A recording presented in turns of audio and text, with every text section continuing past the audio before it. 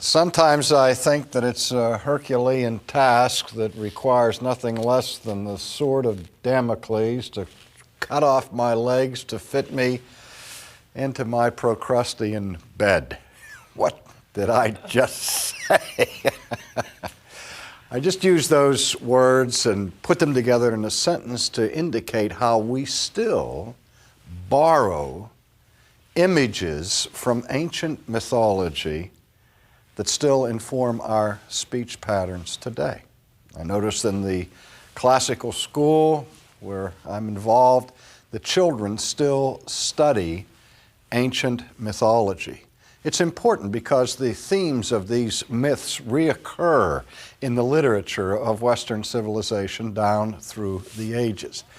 But from our vantage point, near the end of the 20th century, we have a tendency to look down our nose at mythology. We think of Rudolf Bultmann, one of the most important theologians of the 20th century, who said the task of the modern Christian is to demythologize the Bible, because he said the Bible's basically a collection of myths interspersed with real history, and the modern person, to get significant answers for the world in which we live, must cut through the husk of mythology in order to find the kernel of truth that lies underneath it. He was persuaded of that view, incidentally and ironically, because he was convinced that the cosmology of the Bible, the worldview of the Bible, could not be squared with modern cosmology. Which view of cosmology Bultmann was using has since become completely discarded. That's one of the ironies of history. But my point is this: in every age, not just in the ancient world, but in every age, there is an evidence of abundance of mythology. And mythology is not all of that awful of a thing. It has value, as limited as it may be. When we read the myths, for example, of ancient people, we are reading, on many occasions, ancient man's science. That is, man's attempt to explain his environment in the arena of mystery, so that ancient people who didn't understand why certain things took place tried to account for it. They tried to save the phenomena, and they would come up with some of these myths in order to do so. But then later discoveries dispelled the mythological content, and we have a tendency now to laugh at them for their naivete and their lack of sophistication. But I often wonder, where are the myths hidden in our own views today? What will the 21st or the 22nd century scientists laugh about in terms of what we hold to be true today? Let us not be so arrogant to assume that ours is the first generation to be free of mythology. Now, as valuable as mythology may be, particularly in terms of historical reference and literary reference, the problem with mythology is that it tends to obscure reality. And we make the distinction between myth and reality precisely because we believe that myths do not describe real states of affairs. Now, if there's any glaring myth that has wormed its way into modern life and worldview thinking, even penetrating some of the finest institutions of academia and of scientific investigation, it is the grand myth of chance. I believe that chance is the great myth of 20th century thought. Back in 1913, a French scientist by the name of Pierre Dalbé, in a work translated under the English title Science and Reality, made this comment, quote, "Chance appears today as a law, the most general of all laws.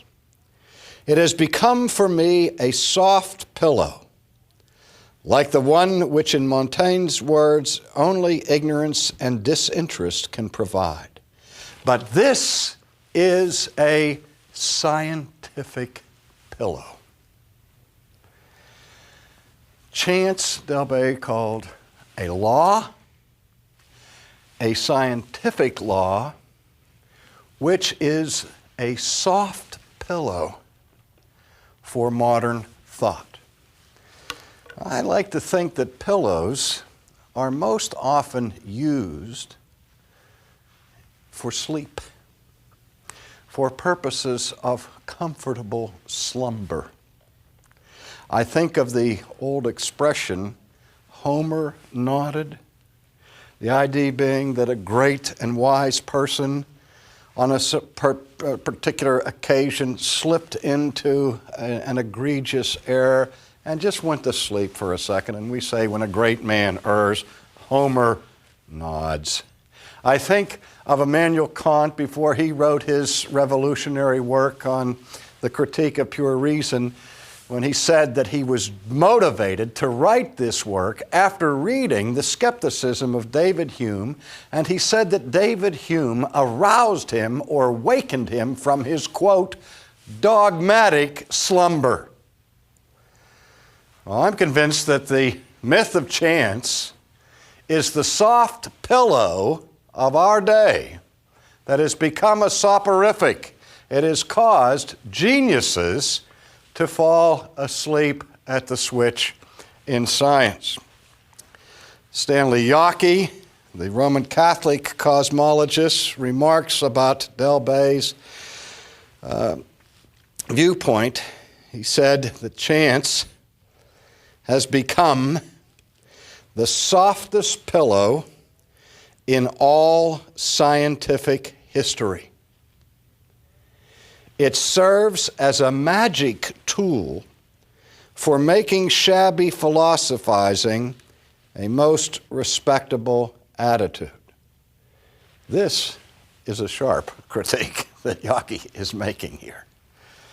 He is saying that this concept of chance not only serves as myth in modern cosmology, but it also serves as magic, undercutting the science of science.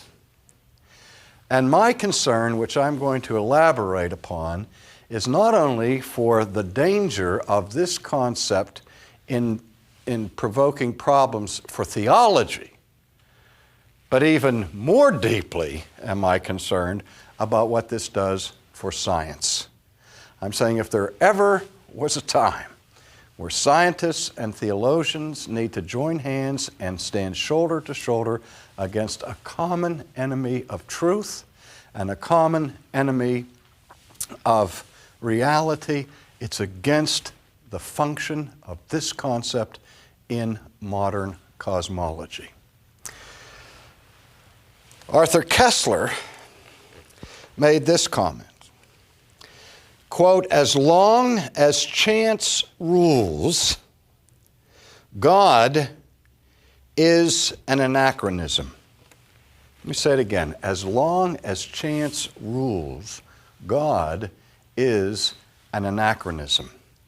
Now, I have to fault Koestler a little bit for this comment that he's made, because I think it's a bit timid.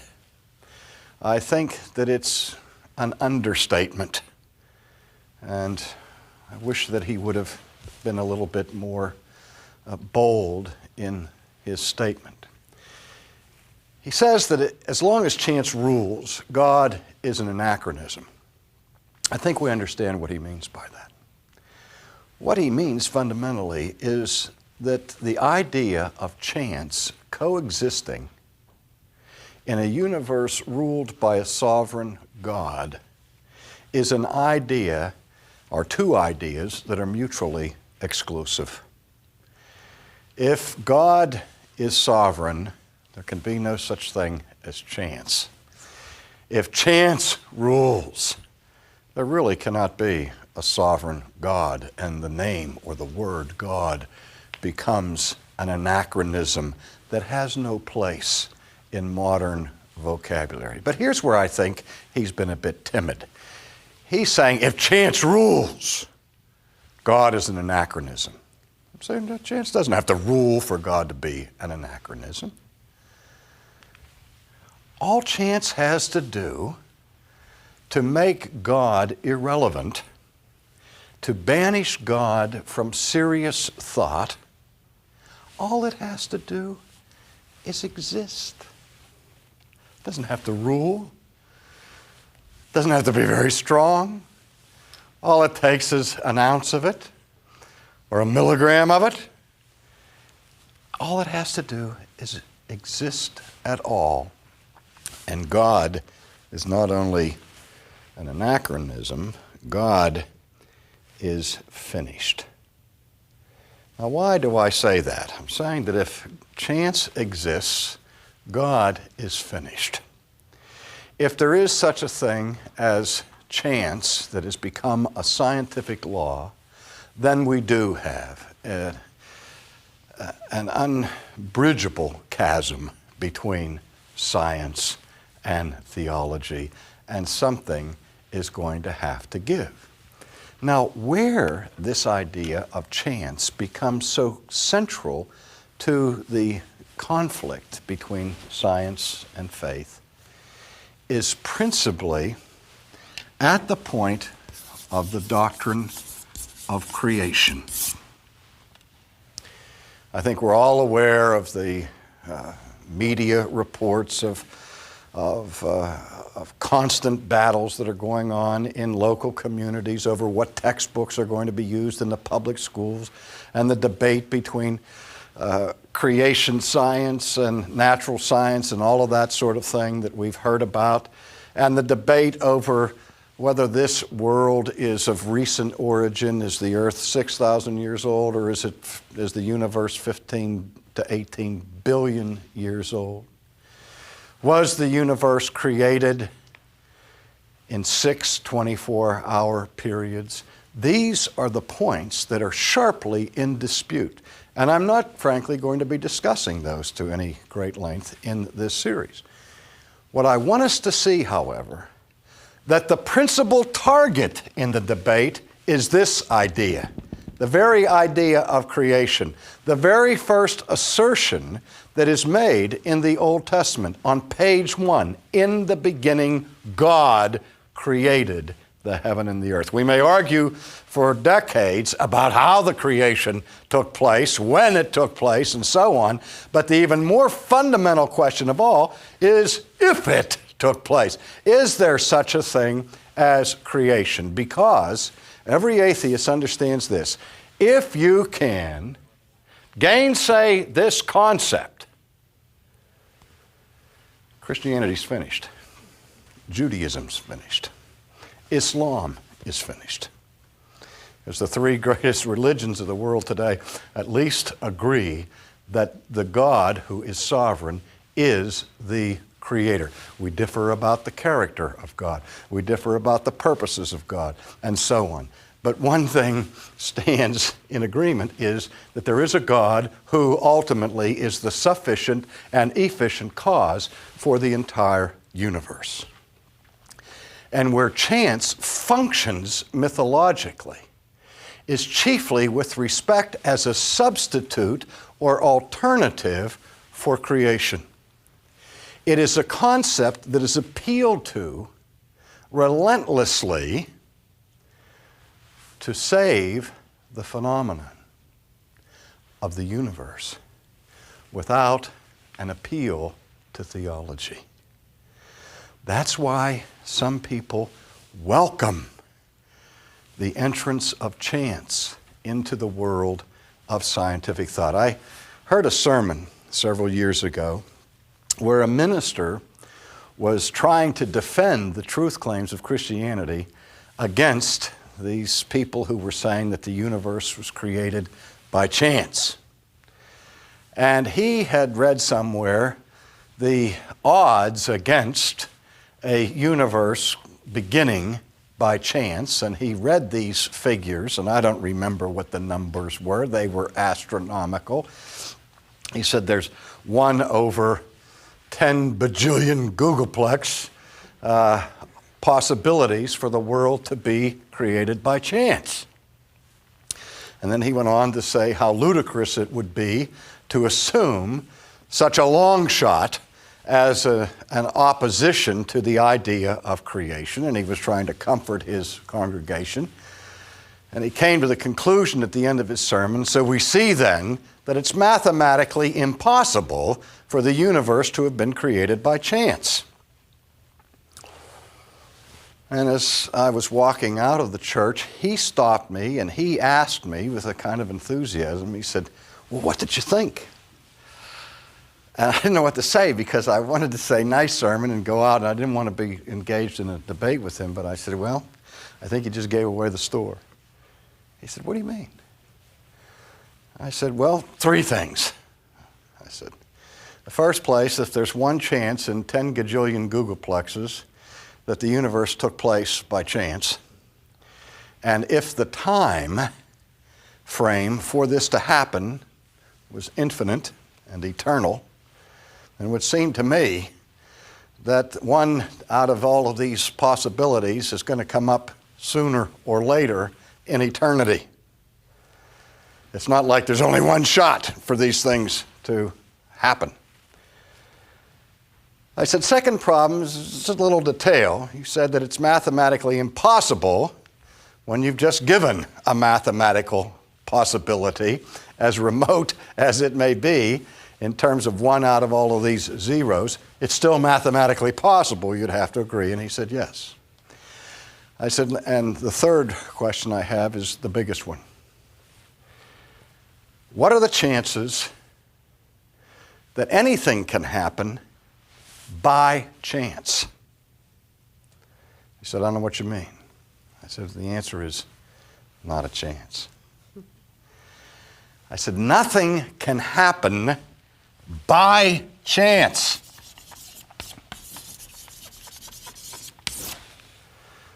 He said, "Why not?" And I said, "Because chance cannot do anything." I once had a discussion with a professor at Harvard who said to me the universe was created by chance.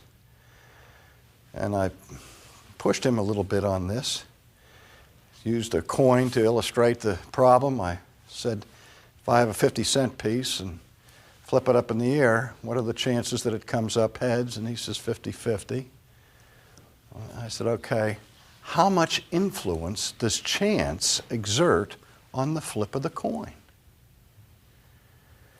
He said, what do you mean? I said, well, the way it comes up heads or tails is determined by how much pressure is exerted on it, what the density of the atmosphere is, how many revolutions it takes, and so on, whether you catch it here, here, or here, and whether after you catch it you turn it over or don't turn it over. I said, those are all the variables.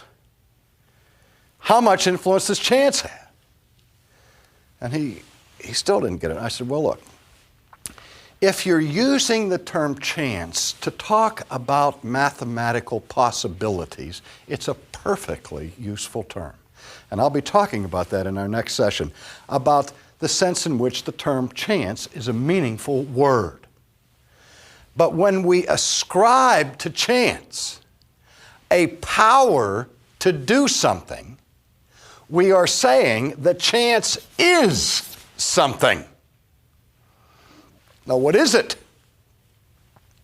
What is this mysterious X factor that causes the coin to come up tails or heads? And he still looked at me, and I said, wait a minute. I said, chance cannot do anything because chance is not anything. For something to act, it must first what? Be. And chance is not a thing. It's no thing. It's nothing. And when you say to me that the universe was created by chance, you are saying the same thing as saying the universe was created by nothing. And you've taken a perfectly good word to describe mathematical possibilities and now informed it with magical power, giving it ontological status, giving it power to do something when it is not anything. This is what Yockey was getting at when he says the soft pillow of chance is the softest pillow in all of history, and it has become a magic tool for making shabby philosophy respectable.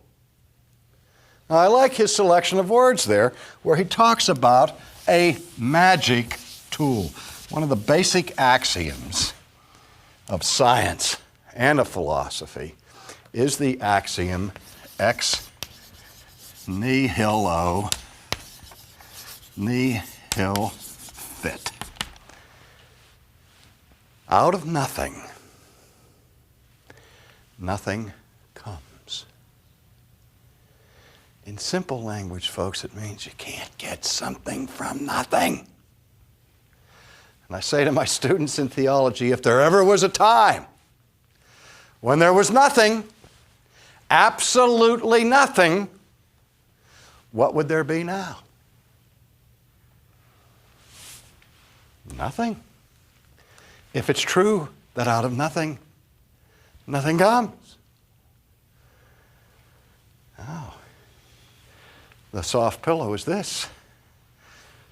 Out of chance, everything comes. Which is saying, out of nothing, something comes. Out of nothing, everything comes. And that is the principal idea that is used as a substitute for creation. Now, I know there are some who argue that the universe is eternal and always has been here. That's another question. But the vast majority of critics today who deny the creation of this world by a self-existent eternal God appeal to some kind of beginning to all of reality that comes from nothing. It's the rabbit out of the hat, without a hat, without a rabbit, without a magician. It's worse than magic. It's pure mythology. If this mythology were not taken so seriously today, we could be amused by it. But what's at stake, again, I repeat, is not just theology, but science itself, as I hope we will see in our next session.